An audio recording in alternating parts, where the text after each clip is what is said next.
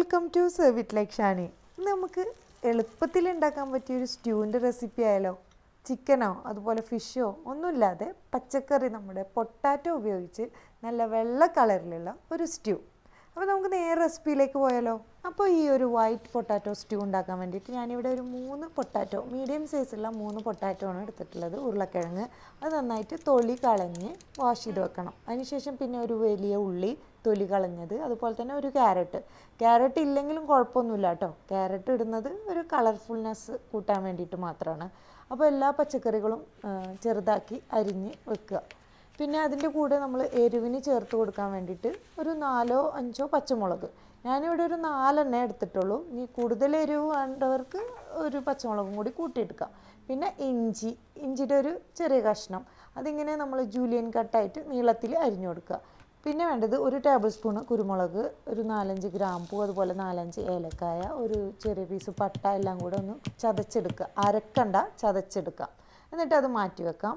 നമ്മൾ വേറൊരു പാനിൽ 2 ടേബിൾ സ്പൂണ് നല്ല വെളിച്ചെണ്ണ ഒഴിച്ചു കൊടുക്കുക. അതിലേക്ക് നമ്മൾ ഈ കുത്തി വെച്ചിട്ടില്ലേ, ചതച്ച് വെച്ചിട്ട് ഉള്ള ഗരം മസാലകളും അതിനോട് കൂടെ തന്നെ ഇഞ്ചി നീളത്തിലരിഞ്ഞതും അതുകൂടെ തന്നെ പിന്നെ ഉള്ളി അരിഞ്ഞതും ഇട്ട് നന്നായിട്ടൊന്ന് വഴറ്റി കൊടുക്കുക. പിന്നെ ഉള്ളി നന്നായിട്ട് പെട്ടെന്ന് വഴറ്റി കിട്ടാൻ വേണ്ടിയിട്ട് നമുക്ക് അല്പം സോൾട്ട് ചേർത്ത് കൊടുക്കാം.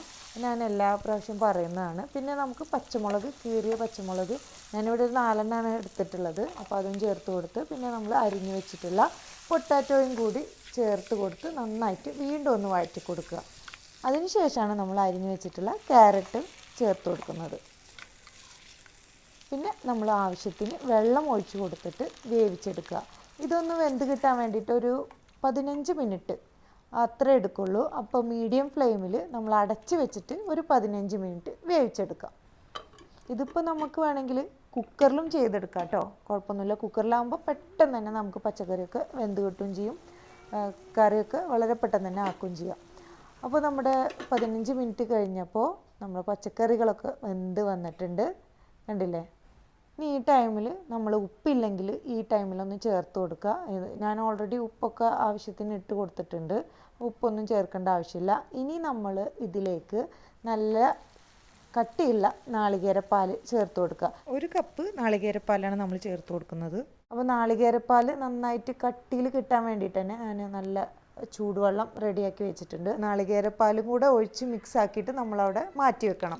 ഇനി നമ്മളൊരു 1 ടേബിൾ സ്പൂണ് നെയ്യ്, പശു നെയ്യ് ചൂടാക്കിയിട്ട് അതിലേക്ക് ചെറിയ ഉള്ളി, ഒരു 4 ചെറിയ ഉള്ളി ചെറുതാക്കി അരിഞ്ഞതും, അതുപോലെ തന്നെ കാഷ്യൂ നട്ട്സ് ഒരു 4-5 എണ്ണം. കാഷ്യൂ നട്ട്സ് ഇല്ലെങ്കിലും കുഴപ്പമൊന്നുമില്ല കേട്ടോ, ചെറിയ ഉള്ളി മാത്രം മതി.